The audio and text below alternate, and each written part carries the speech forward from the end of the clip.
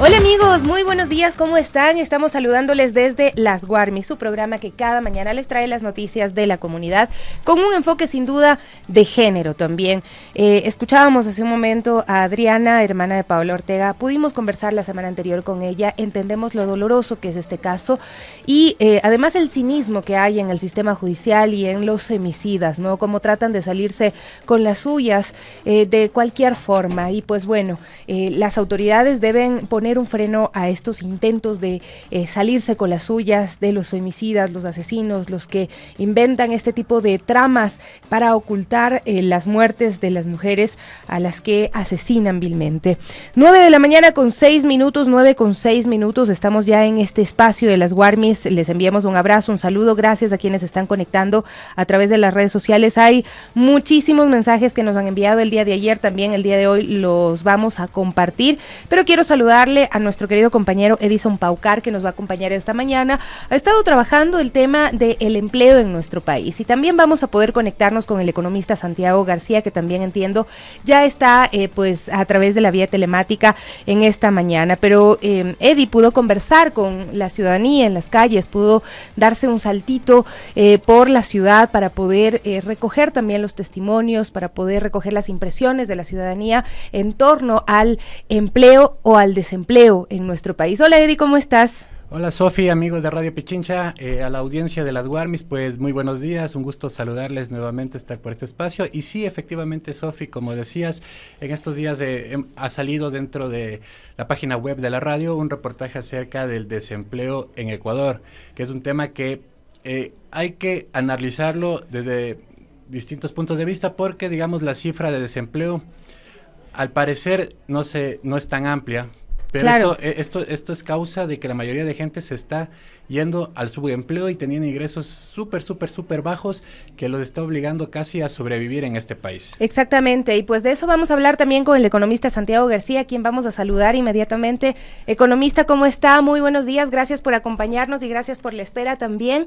Hemos recogido también su análisis para notas periodísticas sobre la situación del empleo en este momento, para el análisis sobre todo de las cifras, porque cuando el INEC nos dice la tasa de desempleo es del 4%, ha bajado en los últimos meses, con respecto también a la pandemia, cuando se mide todo esto, pues evidentemente hay una recuperación, sin embargo, la pregunta es ¿qué tipo de empleos están enfrentando? Porque no es el empleo en muchos de los casos una herramienta para vivir con dignidad, sino para sobrevivir y que implica también condiciones de explotación.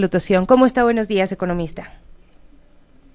Hola Sofía, gracias por la invitación, saludo a Edison y a toda la audiencia de Guarmis, gracias por la invitación nuevamente. Bueno, este es un tema súper complejo, me parece que es de los temas centrales que deberíamos debatir, discutir a nivel de política pública, a nivel de alternativas, la propia academia, los medios de comunicación, porque de alguna manera hay que encontrar alguna salida, alguna forma de ir superando estos inconvenientes. El dato es 270,000 desempleados, pero 5 millones de ecuatorianos están en lo que se conoce como el empleo inadecuado.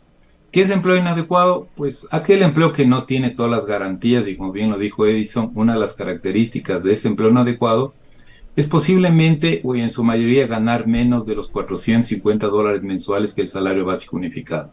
Entonces hablamos de 5 millones de personas bajo esa condición de vulnerabilidad de ingresos.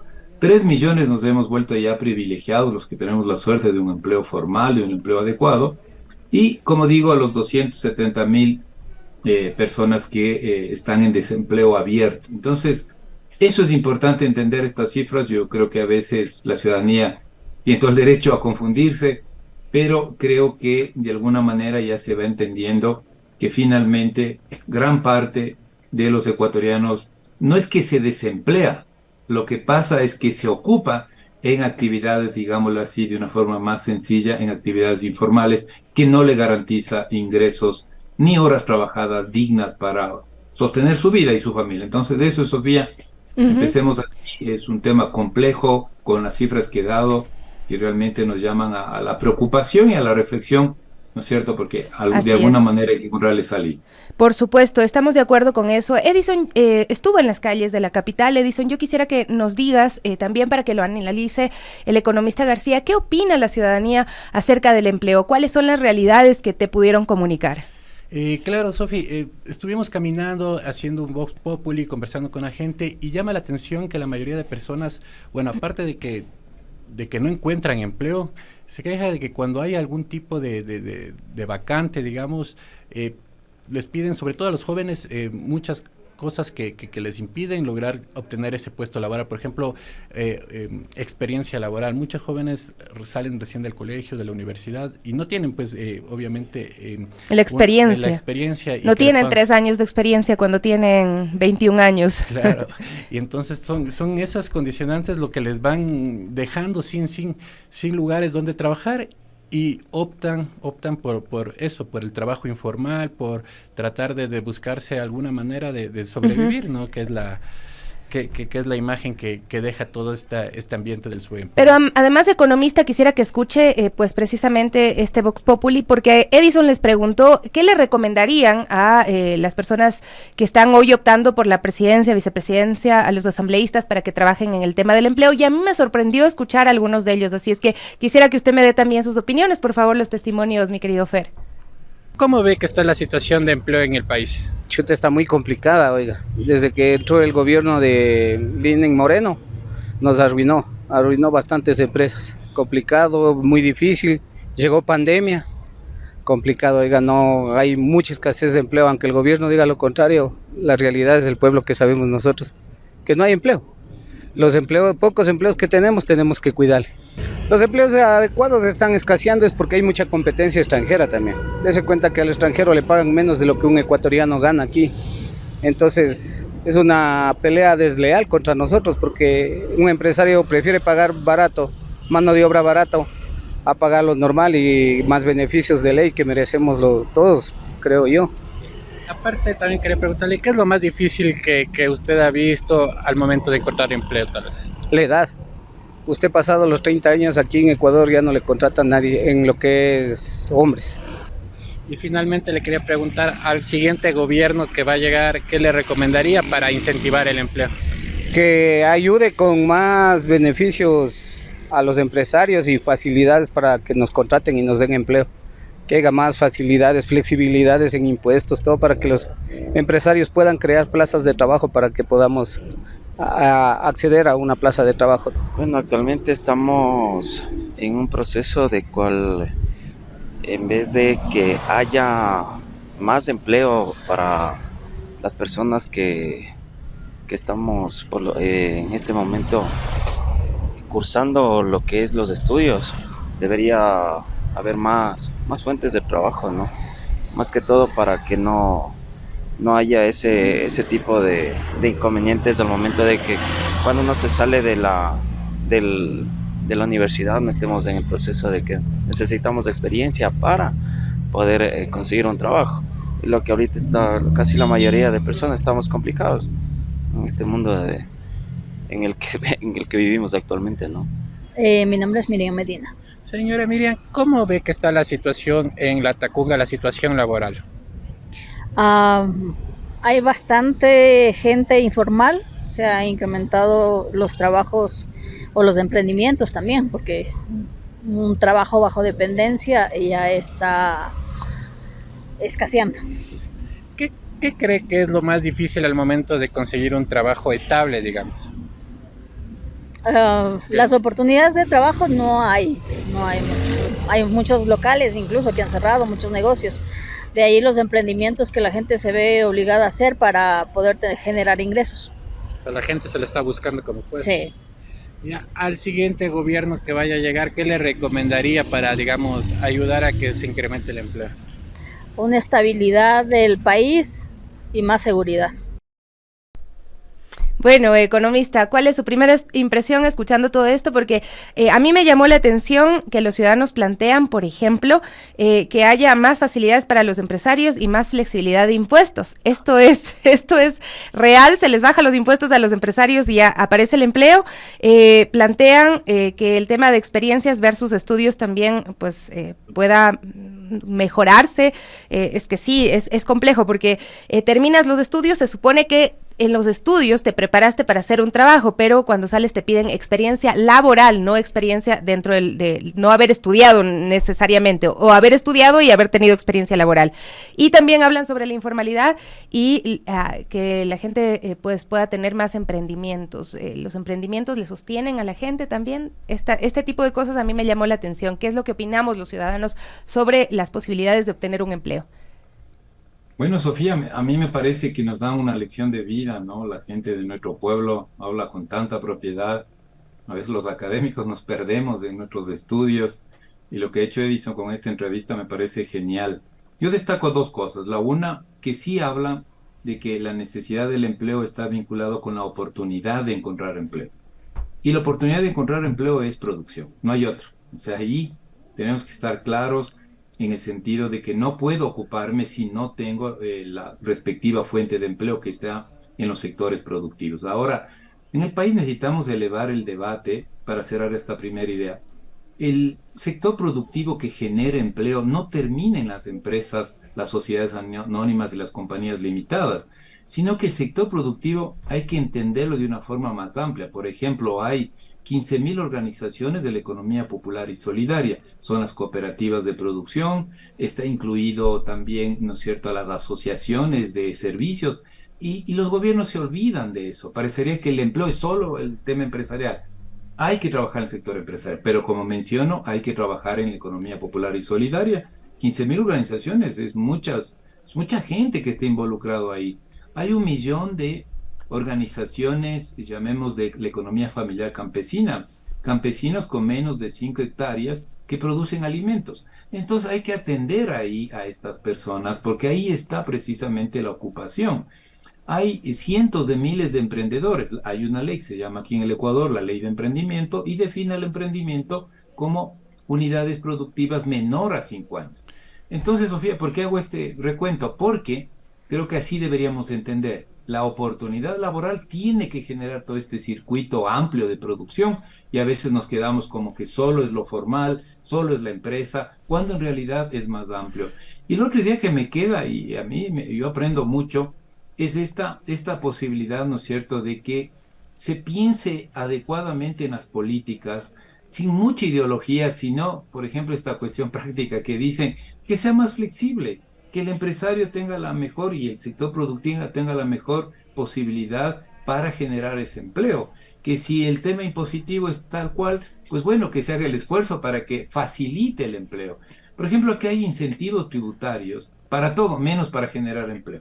O sea, sí me llama a mí la atención y se podría trabajar en eso, y de hecho tenemos algunos planteamientos desde el Colegio de Economistas del Pacto Social con respecto a cómo, por ejemplo, generar un incentivo tributario para generar empleo en los más jóvenes. Porque otro drama, que si hay tiempo lo puedo comentar también, es que gran parte de esta realidad complicada del empleo le pega muy duro a los jóvenes. Menores de 34 años aquí cada vez se vuelve más difícil entrar a un puesto de trabajo formal. Economista, le quería hacer una consulta. En este análisis que estamos haciendo y en torno a la campaña electoral que ya estamos viviendo, la mayoría de los candidatos habla de que va a generar empleo, que va a generar empleo, que va a generar empleo, pero no dicen qué tipo de empleo es el que va a generar y en qué condiciones. En este sentido, le quería consultar sobre el empleo adecuado. ¿Por qué es importante que la sociedad sepa que ese es el tipo de empleo al que se debe apuntar? Porque ¿cuáles son las causas o las consecuencias que da este empleo adecuado dentro de la sociedad? Es que la mejor forma de definir esto tiene que ver con lo que significa un empleo decente, un empleo que me garantice unas condiciones de vida adecuadas. Todo lo que no es adecuado, de alguna manera, hay 3 formas de empleo inadecuado. Todas esas formas que finalmente rayan en la informalidad, no en la ilegalidad, eso es otra cosa. En la informalidad pues no me garantizan ingresos suficientes. No puedo llegar lo más seguro a los $450, que es el salario básico unificado, y puedo trabajar más de 40 horas o menos de 40 horas a la semana, que es lo que dice la ley. Entonces, de alguna manera, la definición también que utilizamos los economistas es que todo el empleo inadecuado es como una precarización de la persona. Y precario es no tener alcance a algo que yo necesito. Eso es precariedad. Entonces, lo adecuado es lo que hay que apuntar, pero para eso se necesita, como acabé de mencionar, una política pública, una política económica, gobiernos conscientes y también nosotros, la sociedad, consciente de que esto hay que hacerlo de una forma amplia, apoyando a quien debamos apoyar. Hay 970,000 unidades productivas en el Ecuador, entre empresas, entre organizaciones no formales, llamámoslo así, que no tienen registro ni contribuyentes. Hay lo que acabé de mencionar, las organizaciones de la economía popular solidaria. Entonces, si viésemos eso en conjunto, creo que puede ser una buena alternativa y ver cómo sostenemos esa producción, que a su vez no genere ocupación informal, sino genere, como acabo de decir, ese empleo decente con todas las garantías legales. Economista, ¿cuáles son las diferencias entre esa flexibilización de la que usted habla y la precarización? Porque, claro, no es que no se han dado incentivos a los sectores empresariales, o sea, sí se han hecho normativas sobre empleo joven, se han reducido impuestos en determinadas épocas, ¿no? Cuando se ve que hay caída de empleo, se dan incentivos a los empresarios y no despunta tampoco el empleo. ¿Y cuál debe ser la relación también o la garantía que tengan los trabajadores desde el mismo Estado? Porque también veíamos una nota que ayer yo le compartía en la que se habla de que el Ecuador pues ha entrado en esta lista de los países con peores condiciones para trabajar y hablan de leyes regresivas y violencia también cuando existe actividades sindicales, violencia o represión policial. Bueno, esa es la temática, ¿no? Tan compleja en el sentido de que las condiciones productivas y de generación de empleo no son las más adecuadas. Si hay incentivos empresariales, por ejemplo, a través del Código Orgánico de la Producción, Comercio e Inversiones, COPSI, que lleva muchos años, ¿no? Y que tiene que ver con exoneración de impuestos por ubicarnos en tal zona, si es fuera de Quito y Guayaquil, pero en general no han tenido los efectos en el empleo. Yo creo que es hora de repensar todos esos incentivos, dar el incentivo a la pequeña, mediana, a la economía popular solidaria, buscar cómo esos incentivos lleguen a la base productiva y no necesariamente a empresas grandes que incluso ni siquiera pueden generar el empleo que estamos mencionando. Yo creo que ese es un buen tema, Sofía. Un gobierno nuevo debería revisar esos incentivos tributarios y dejar a aquellos que son útiles para lo que la gente necesitamos, empleo. Segundo, sí creo que el ambiente de negocios, el ambiente regulatorio en el país se ha complicado. Está prohibido por Constitución el trabajo por horas, eso está ok. No es posible porque enseguida se abusa y queremos contratar por unas horitas y trabajar más tiempo, ok. Eso está prohibido por mandato constitucional y yo no veo opción para efectuar una reforma constitucional, y el nuevo gobierno que entre en 18 meses va a quedar muy corto el tiempo como para pensar en esa cuestión.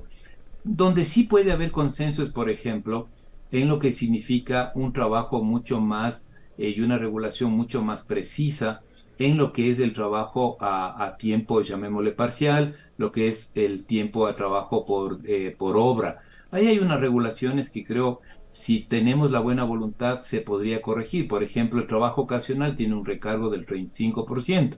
Y el empresario lo que hace es, dice, chusa, voy a pagar 35 más, mejor no contrato. Entonces creo que evitando los extremos, evitando que precarizar a la gente, pero creo que se requiere, por ejemplo, esa reforma legal que se podría hacer en un proceso con una nueva asamblea dispuesta a oírnos a los ciudadanos, dispuesta a buscar esa reforma. También hemos detectado que hay 3 leyes, es increíble, 3 leyes que regulan las pasantías y las prácticas preprofesionales. Entonces no hay claridad para que los jóvenes de colegio, nuestros jóvenes universitarios salgan y puedan hacer una pasantía pagada, para que hagan un trabajo preprofesional no pagado, pero con reglas de juego claras. Pero eso también es responsabilidad de las universidades, ¿no? Porque las universidades son las que deberían de alguna forma ayudarles a insertarse en el mundo laboral desde el primer día que entran. Y yo veo que hay pocos docentes también que se preocupan por eso. O sea, ahí también hay un cuestionamiento importante. Sí, y qué bien, Sofía, sí hay que hablar con esa propiedad y con esa firmeza. Las universidades, habrá alguna excepción, muy pocas, tienen departamentos de bolsa de empleo.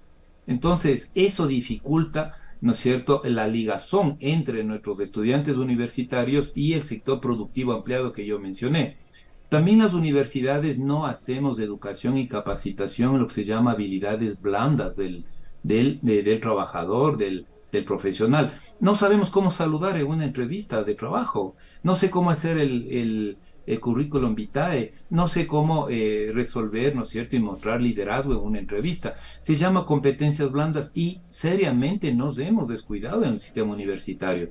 Entonces sí creo que una reforma de política pública podría ser, de alguna manera, presionar al sistema universitario para generar estas condiciones de empleabilidad, como acabo de mencionar.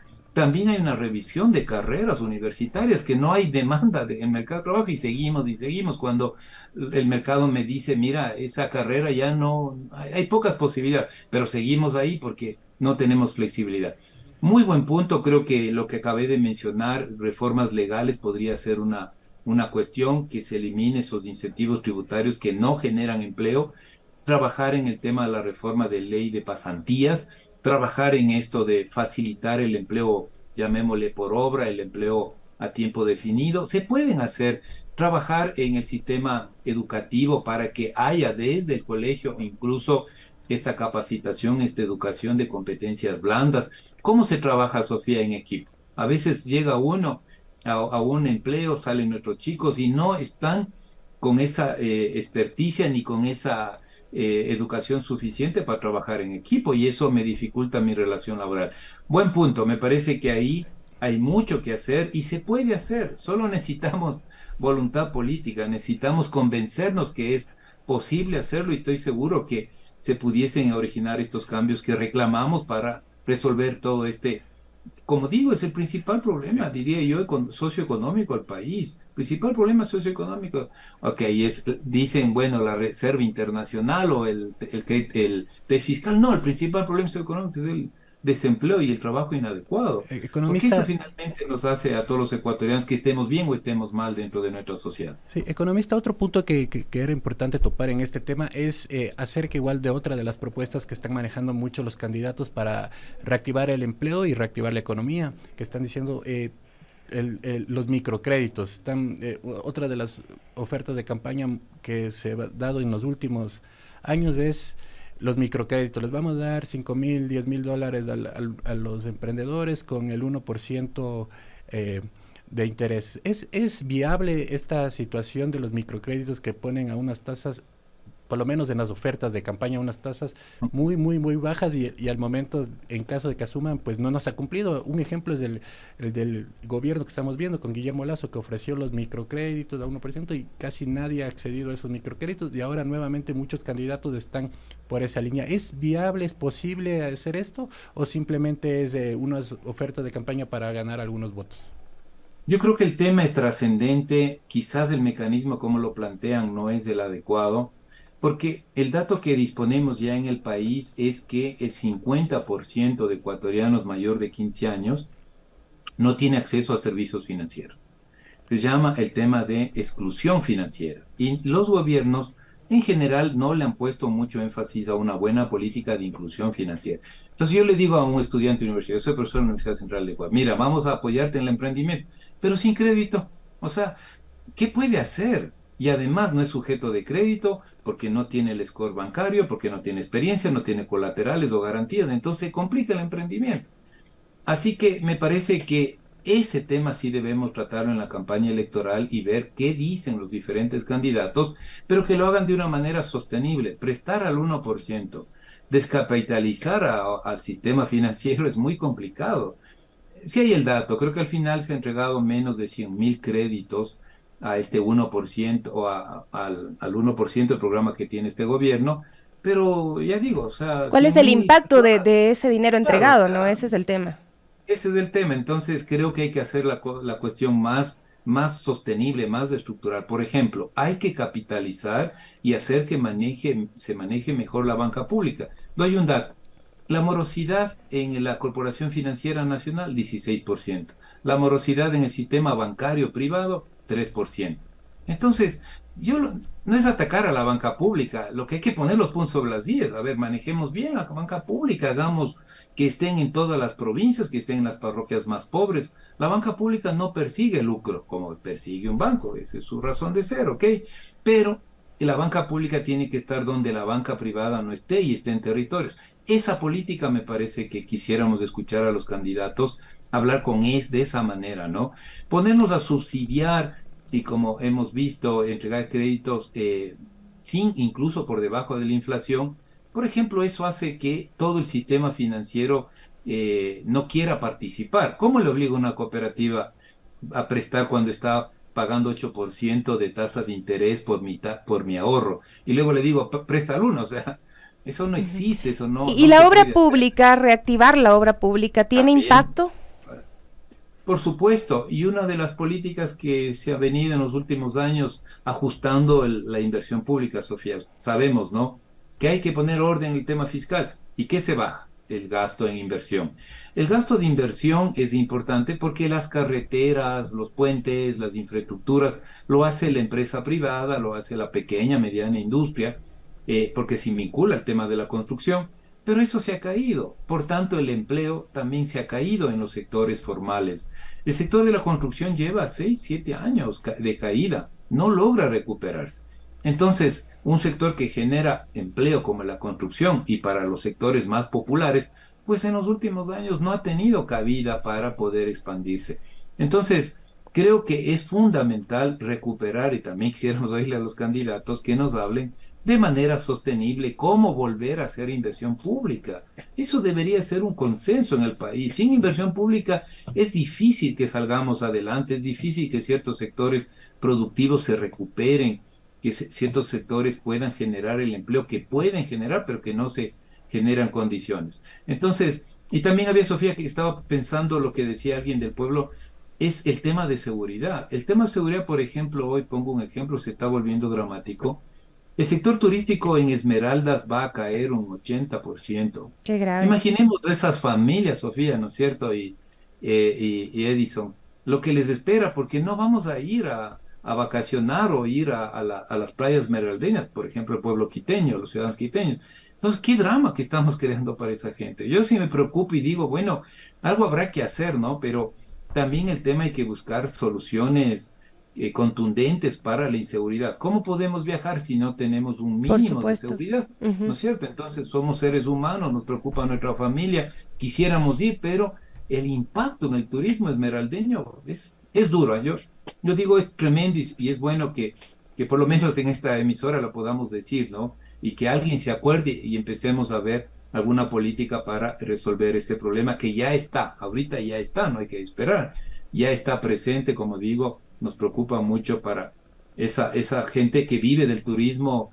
en esta provincia tan linda y tan importante, pero que pocos se acuerdan, la verdad. Muchísimas gracias, economista Santiago García, y también a Edison Paucar. Puede leer la nota que está en la web. Desempleo e informalidad laboral empujan a millones de ecuatorianos a sobrevivir. Y lo más triste de esto es que se roban también la esperanza de las personas. Hay un desencanto en torno al empleo. Muchísimas gracias. Hacemos una pausa y volvemos enseguida con más de las Guarmis. Bueno, aquí conectados con la ciudadanía, muchísimas gracias, gente linda, por escribirnos, por comentar nuestro programa. Dice Maritza Andral, deberíamos saber más sobre la economía social y solidaria, me parece importante. Cecilia también decía, yo llevo 3 años desempleada, ¿cómo van a solucionar el tremendo desempleo que hay? Bueno, esa es una pregunta para los candidatos y candidatas también. ¿Qué más nos dicen? La edad, cuando tienes 35 años ya eres viejo, eso tiene que cambiar, dicen quienes nos escuchan también. Nos dicen, el emprendimiento como forma de vida tiene el problema estructural de una economía recesiva y sin liquidez. ¿A quién le vendes tu producto? Por supuesto, también es una excelente pregunta. ¿Cómo financias tu emprendimiento? Ese tema hay que seguir abordándolo, seguir tratando todo este tema y el desencanto que tienen hoy también las generaciones más jóvenes con la promesa del empleo, que el empleo te va a dar la posibilidad de tener casa, carro, lavadora, poder tener y hacer tu familia y demás.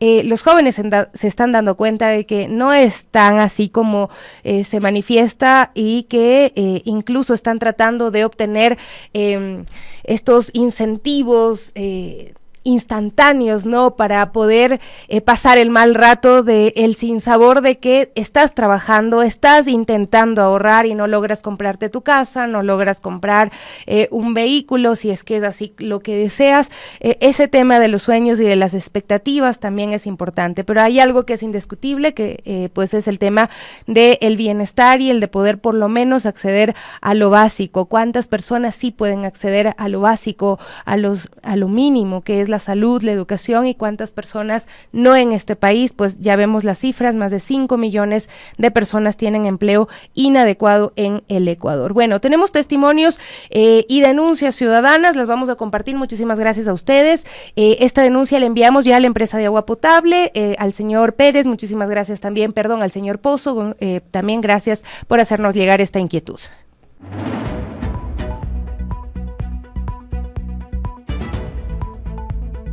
He agotado todos los mecanismos humanamente posibles. Me he ido una docena de veces a la empresa a hacer colas, a Secretaría e inclusive a la Defensoría del Pueblo a denunciar lo siguiente.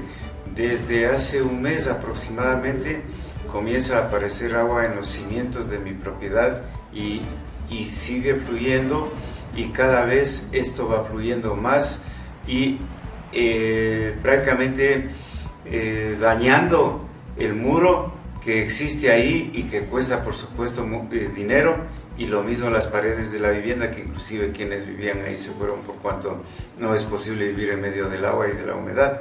Es tubería de la empresa del agua potable que está en la vía de salida del puente 3 de salida a la autopista vía Quito.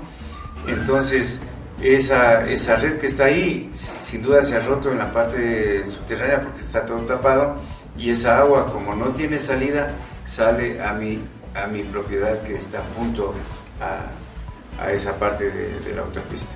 Entonces esto yo le he manifestado, como tengo aquí los documentos inclusive, sin número de veces me engañan que ya van a la medianoche, que la cuadrilla trabaja a las 24 horas, que hay que estar a las 6 de la mañana, o sea, una psicosis total para mi persona. Yo vivo solo, por supuesto, y no puedo arriesgar tantas cosas de mi integridad física, y psicológicamente también me ha afectado mucho en la parte económica igual, porque tengo que estar todos los días yéndome ya a la empresa para ver si es que tengo algún resultado, pero lastimosamente es que ya ahora, que ya mañana, que ya va a comenzar la inspección, que ya va la retroexcavadora, pero para mí es solamente mentiras.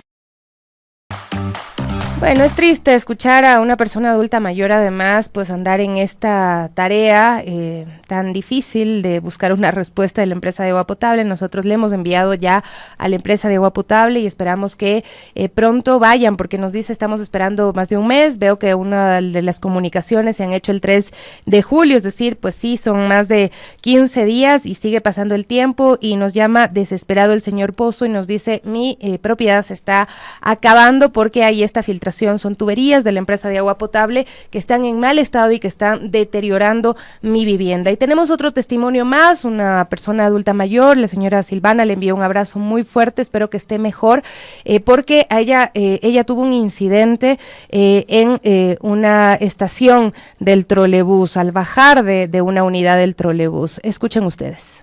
Hace unos 15 días yo tenía que ir a hacer una gestión en el sur y yo tenía que coger este carro en la parte del corredor, y fue impresionante. No era tan tarde, era las 7 más o menos 7 y media de la noche, pero entraban los ladrones, había cualquier cantidad, 8 personas robando en el corredor, se subían en la parada y se subían, uno se quedaba en la parada, otros los 8 se subían y uno se quedaba en la puerta sosteniendo con el pie. Subían, sacaban, cogían los celulares y bajaban, pero era tan impresionante que nosotros le dijimos algo al guardia, pero el guardia dijo que él no podía hacer nada. Él no podía hacer nada ahí porque son tantas personas contra él. Entonces uno se pone a pensar y dice, en verdad, ¿no?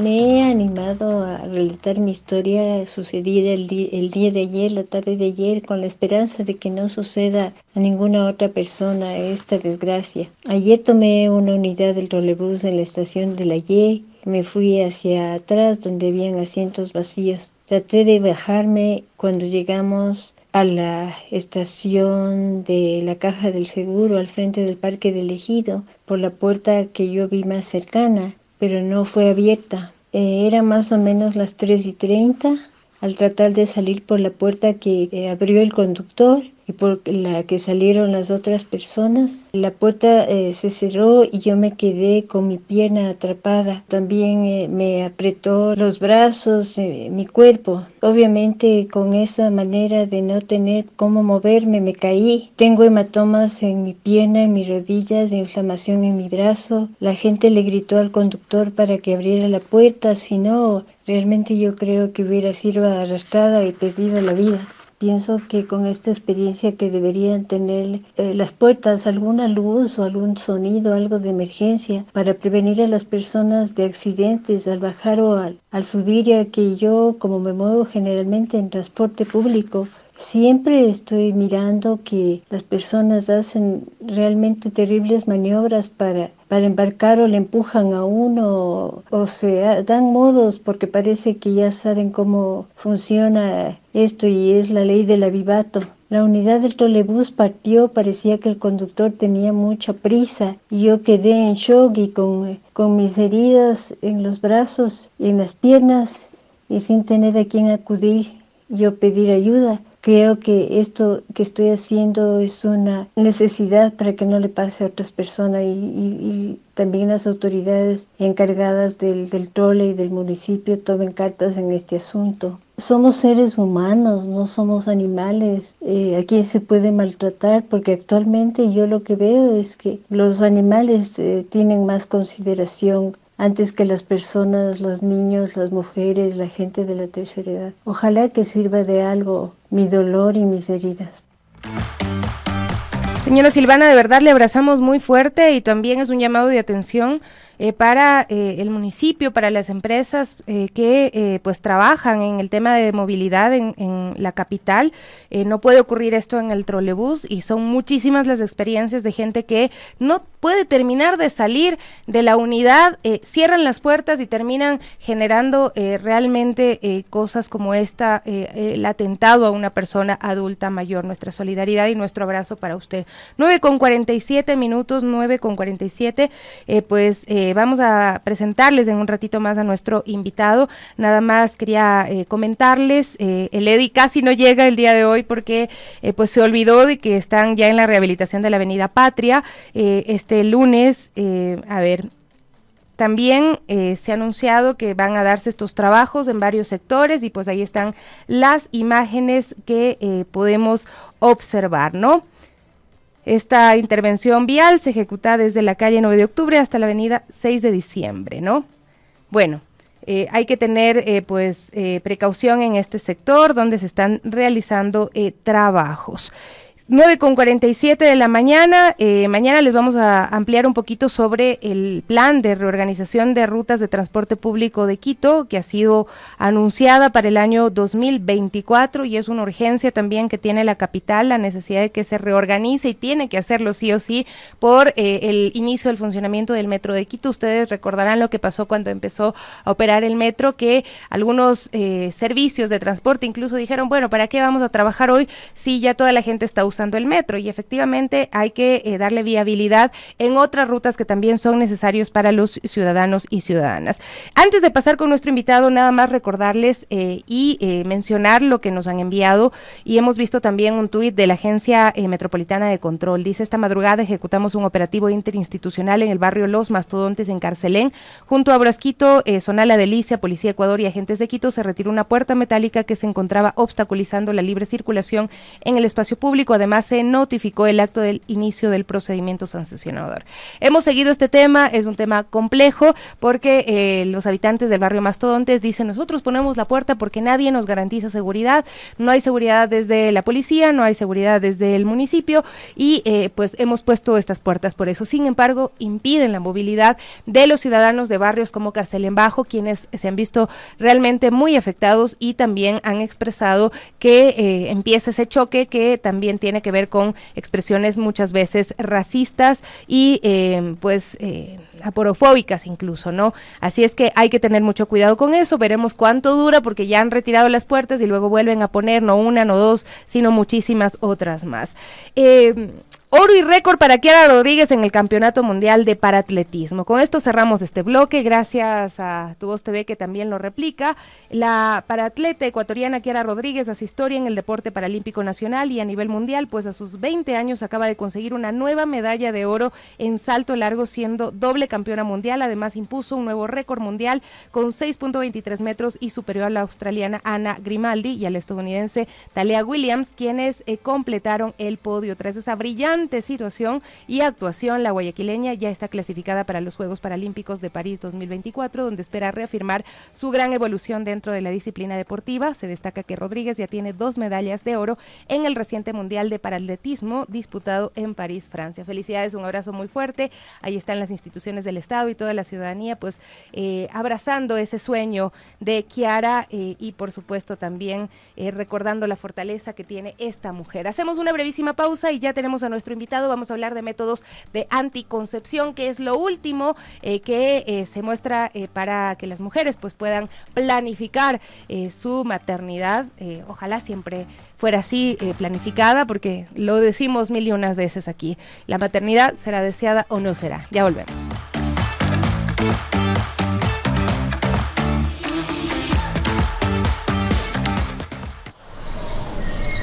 Llegó el momento de reunirnos en el Ichimbía el 22 de julio a partir de las 9 de la mañana y elevar nuestras cometas.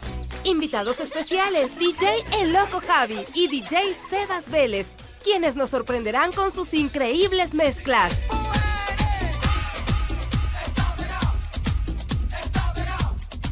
Disfrutaremos del talento de la banda Diego y los Gatos del Callejón, quienes ofrecerán rock para los más pequeños. Me levanto en la mañana un poquito atontado. La fiesta se encenderá con La Vagancia. ¡Ya se prendió la fiesta! Contagiándolos de su buena energía y música pegajosa. Acompáñanos y sé parte del Cometazo, el mega evento del verano, junto a Radio Pichincha. ¡Atención! Corre la voz a tu primo, hermana, vecina y a todos tus amigos. Nos vemos el 22 de julio en el Ichimbía. Tu voz cuenta.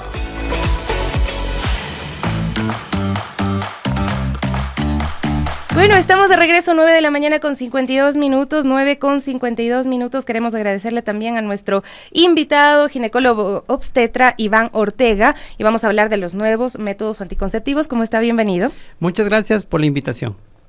Muchas gracias por estar también con nosotros. Bueno, métodos anticonceptivos son necesarios e indispensables para la planificación familiar, pero también las mujeres muchas veces nos enfrentamos al daño que le hacen a nuestro cuerpo. ¿Hay forma de evitarlo? Claro, la cuestión, lo importante es que no hay que tenerle miedo ni satanizarle a los anticonceptivos hormonales, que esa es prácticamente la base del miedo y el temor de las mujeres, y es porque hay un anticonceptivo para cada tipo de paciente. No deben utilizar lo que le dijo la prima, la tía, la hermana, porque uno a veces dice, le fue perfecto defecto voy a comprar el mismo y probablemente el mismo que le quedó bien a ella no sea para ti. Y ese es uno de los problemas. O sea, ir al médico, el médico te hace una historia clínica detallada, tus factores de riesgo, si es que fumas, estás una subidita de unos kilitos de más o tienes algún problema de presión alta, diabetes. Entonces no es el mismo anticonceptivo. Entonces, por favor, eso es lo importante. El anticonceptivo obviamente va a ser no beneficioso en casos específicos. Qué interesante, ¿no? O sea, se necesita una historia clínica, por eso no es que hay que ir y simplemente comprar pastillas o inyecciones, sino se necesita un diagnóstico. ¿Qué factores deberían también considerarse o cuáles son los métodos que menos daño le hacen al organismo? A ver, dentro de las hormonas, como hablábamos hace un momento, las hormonas son muy buenas, obviamente dependiendo cada paciente. Mientras menos, por ejemplo, ¿cuáles son los que menos hormona tienen? Okay. Son los transdérmicos, por ejemplo, el parche, el anillo, que tienen menos cantidad porque va directamente a la sangre. En cambio, por ejemplo, las tabletas tienen que tener un poquito más de hormona porque tiene que pasar por el hígado y en el hígado se pierde mucha de la hormona. Entonces, realmente es por eso que las que menos, por ejemplo, si una paciente es muy susceptible a los cambios hormonales, veríamos, por ejemplo, el parche. Ya, ok. Y es importante ver el estrógeno. A ver, dentro de los anticonceptivos hormonales hay estrógeno y progesterona. Ya. El cuco, el fantasma del asunto, puedo decir, es el estrógeno, el que se asocia con los dolores de cabeza, el que se asocia con los cambios fuertes de temperamento, el que se asocia con los trombos. Sí, con la trombosis, pero obviamente depende cada paciente. O sea, una paciente que no tiene factores de riesgo, que no es fumadora, que no es sedentaria, que se hace ejercicio, que no tiene unos kilitos de más, no le va a ser problema. Y es por eso justamente ese anticonceptivo nuevo que está viniendo. Ya, ¿cuál es el estrógeno esterol? Estetrol. Exactamente, eso sí, es un poquito difícil a veces en medicina los términos, pero a ver, se viene un medicamento nuevo y Ecuador es el embajador en Latinoamérica, somos los primeros que viene desde Europa este medicamento que tiene estetrol. Normalmente teníamos hasta hace poco 3 estrógenos conocidos en el mercado, pero ahora tenemos estetrol que es una molécula noble de origen, es natural y de origen fetal. Entonces se ha visto que tiene menos efectos para los trombos, tiene menos efectos secundarios, tiene una muy buena protección a nivel de lo que es hueso, un buen perfil cardiovascular y algo importante, actúa sobre receptores específicos. Esto es importante porque uno se toma un anticonceptivo y todas las hormonas actúan en la mayor parte de los receptores. No, este estetrol actúa sobre cierto tipo de receptores más que en otros y eso beneficia muchísimo a la mujer. Y hay algo importante, hay unos estudios, nosotros cuando se saca un medicamento se pasa por estudios fase 1, fase 2, fase 3, fase 4, están recién en fase 2, pero se ha visto más bien un efecto protector para el cáncer de mama, algo que más bien el estrógeno siempre ha sido, el estrógeno y la progesterona han sido más bien contrarios a lo que tiene que ver con el cáncer de seno y más bien con pacientes que tienen alto riesgo de presentar cáncer de seno porque la abuelita, la tía, la hermana lo tuvo, pues en estas pacientes más bien se le dice, por favor, no utilizar más allá de 5 años un anticonceptivo hormonal, pero más bien aquí se están viendo unos estudios que más bien tendría un efecto protector. ¿Cuánto tiempo de estudios tiene este nuevo método anticonceptivo? Ya tenemos 5 años en Europa. Que ya está en Europa comercializado. Eso significa que para sacar eso tuvo unos 5 a 10 años antes de estudio. O sea que tranquilamente estamos hablando de una molécula que tiene ya 15 a 20 años de estudio. Y en Latinoamérica todavía no está recién insertándose. Insertándose en Ecuador. Prácticamente somos del primero. Ya, entonces si es que una mujer quisiera pues cambiar su método anticonceptivo, le podría sugerir al profesional de la salud este estrógeno estetrol. Exactamente, podría ir al médico y decirle, doctor, escuché que están hablando de un nuevo método anticonceptivo hormonal oral de mezcla de progesterona, en este caso la drospirenona, con el estetrol, para ver si es que es candidata. Sí, porque también hay que ver, si tiene factores fuertes, por ejemplo, que migrañas que la migraña no se recomienda dar combinado, así sea el estetrol, obviamente, pero por ejemplo, una paciente que no tiene mayor factores de riesgo, le iría perfecto este método anticonceptivo. Bueno, acá nos están enviando un mensaje que lo voy a leer porque es que me da, no sé qué me da, dice, anticonceptivos para la promiscuidad femenina. Perdóneme, señor, estamos hablando de planificación familiar en este momento y sí, las mujeres pueden tener sexo con quien les dé la gana, las veces que quieran, con cuantos les dé la gana.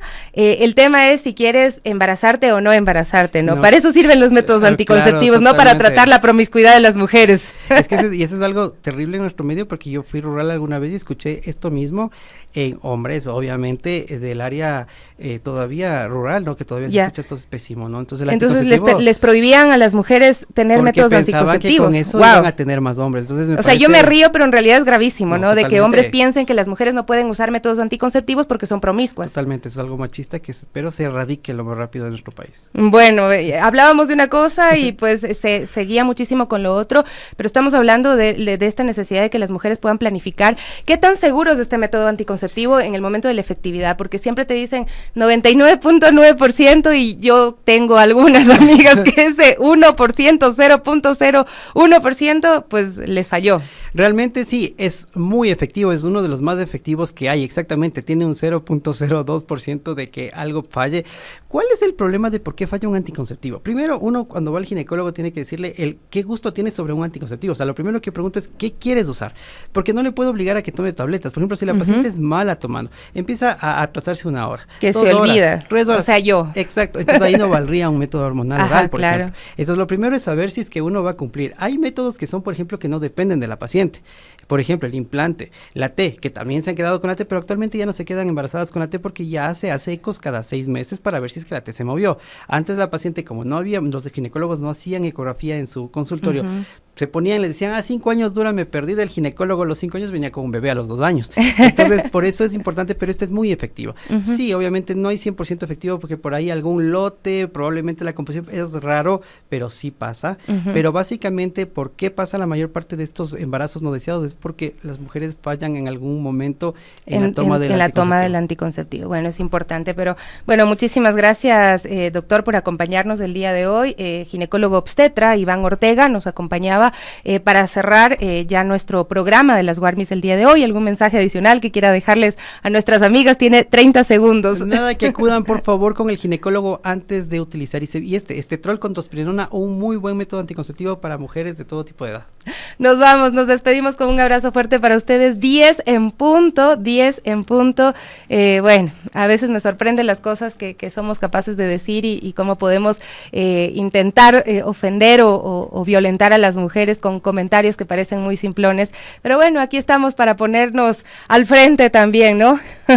Se ríe el abuelito. Chao, chao, un abrazo, hasta mañana. Mañana estaremos con la candidata a la vicepresidencia, Linda Romero. Recuerden que estamos entrevistando a las mujeres candidatas a la vicepresidencia y pues ojalá también Luisa González nos acompañe, candidata a la presidencia de la República. Un abrazo, chao, chao.